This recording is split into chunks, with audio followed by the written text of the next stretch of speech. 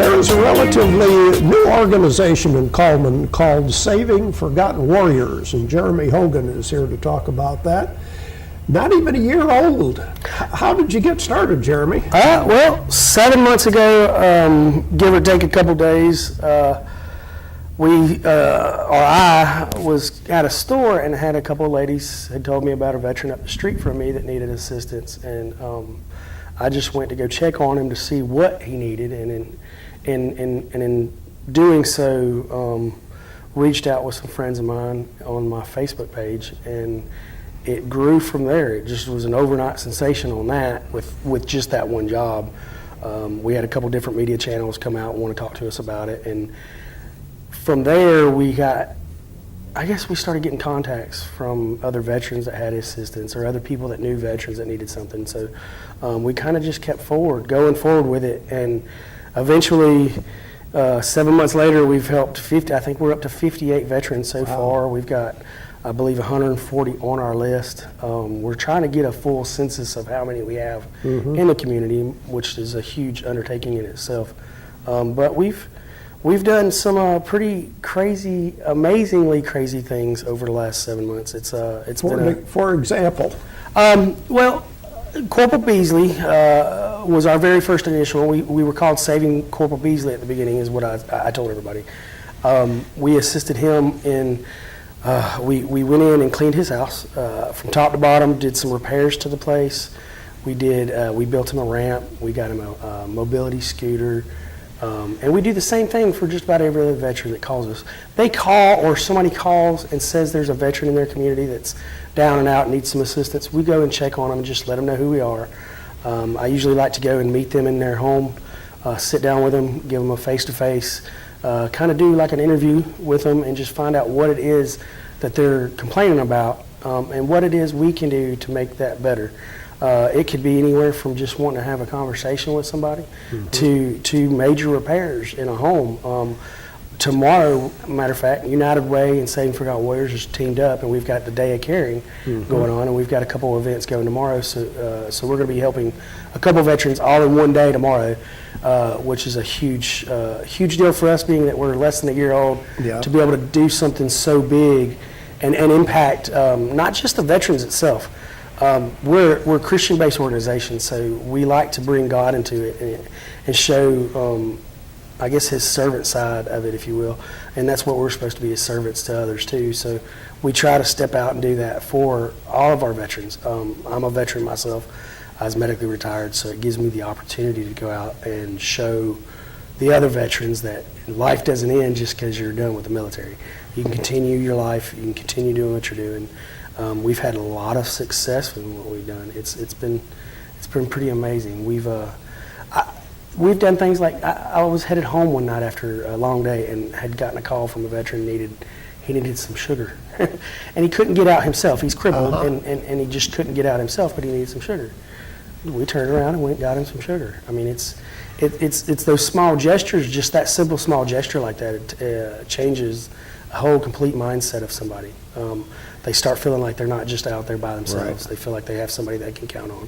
And that's what we look to do here in the community, is make sure they know they can count on us. It's tough being so young. We don't have necessarily the backing that we need to do as much of the work that we do, but God has blessed us tremendously in the whole effort we've done it. We've been very successful with every veteran that we've helped to come out and at least address the immediate needs right then for them.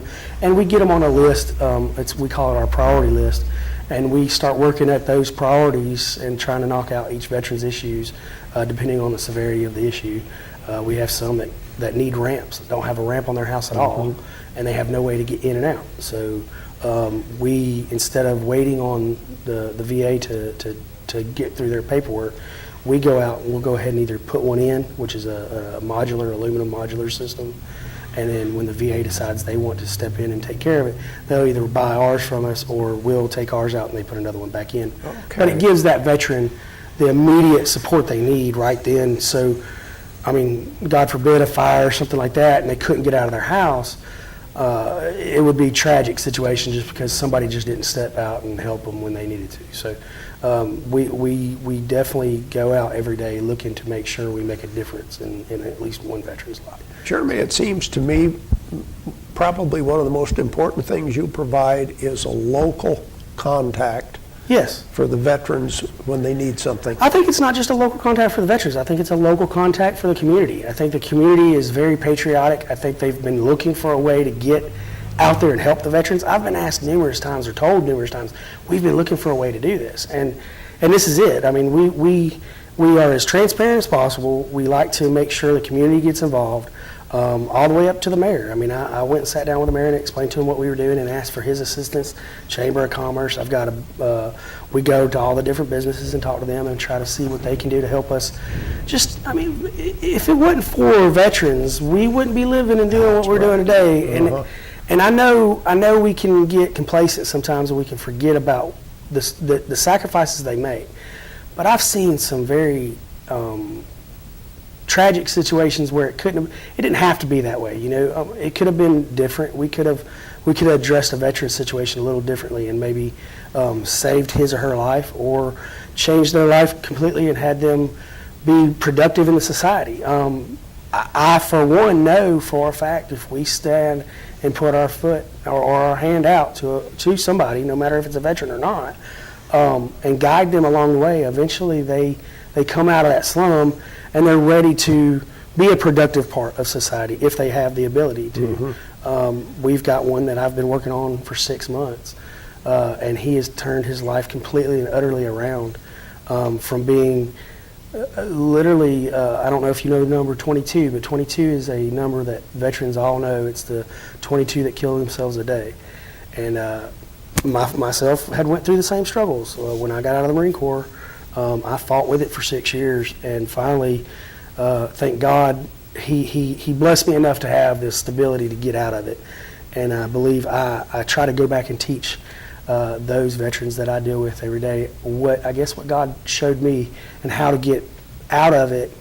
And believe it or not, it works. I've been very fortunate to see just firsthand that just a little bit of guidance and a little bit of support goes a long ways. It changes the outcome for anyone. I mean, not just a veteran, but for anybody. And to see the community come together, I've seen non-veteran lives changed for what we do. I mean, they come out and they support us on some events, and they're just like, oh, I mean, I just never knew, you know. And next thing you know, they're adamantly supporting the cause, and that starts a windfall. You start seeing people going all over the place. Hey, make sure you're calling Saving Forgotten Warriors if you got a veteran in need. And we get calls every day. I love it. It's been a blessing. I hope it continues. Being able to do stuff like this and doing these interviews definitely helps out tremendously. We need this stuff right here in order for the public to know what we're doing. So it's been a blessing. I love it. I mean, just 3 weeks ago we were donated some land. My passion is to open up a camp. We would be the closest thing in the Southeast, really. I think they might have one in Georgia that they do, and it's a week-long camp. But we want to do a long-term style camp setup.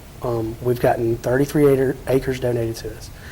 Along with the land that I own, we're going to combine that and build a camp for veterans that's a transitional style camp. It'll deal with pretty much anything and everything they need to deal with. Anywhere from PTSD struggles to addiction to job placement, job career counseling, resumes. It's the whole 9 yards. I want to come out. I want to bring veterans out there. I want them to be able to, if they're going to 2-year college and they don't have family support and they need somewhere to stay, they have somewhere to stay until they're through with their college. That relieves so much stress off of one person that their grades would stay higher. They wouldn't have to worry about, where am I going to stay tonight? So we're looking to start developing that. Hopefully we'll start breaking ground by, I'm hoping, springtime next year. God willing, maybe he'll surprise me and we'll do it earlier. Jeremy, if anybody needs help or wants to help, how do they get in touch with you? Okay, there's a couple ways. We have a Facebook page. It's at Saving Forgotten Warriors. You can check us there on Facebook. You can check us out on our website. It's savingforgottenwarriors.org or .com. Both of them go to our page. And then you can call our office. It's local, 256-747-5006. And each one of us, I know I put on my cards my cell phone, and my cell phone is always available to call. It's area code 352-440-4076. Anytime anybody needs an assistance with a veteran, we do take veterans back and forth to the VA if we need to. We actually have a van being donated to us for that. Okay. So we're growing steadily, a lot faster than I have ever expected, which is a blessing. I'm not complaining in no means. And I'd like to continue the growth. I'd like to continue to see the community come together and support it. I believe we're on the right track, and I believe this time next year, there's no telling where we'll be with this. So it's pretty amazing. I love it. Well, come back next year and give us an update. Yes, sir. Sure Very will. good. Thank you so much. Thank you, Jeremy Hogan.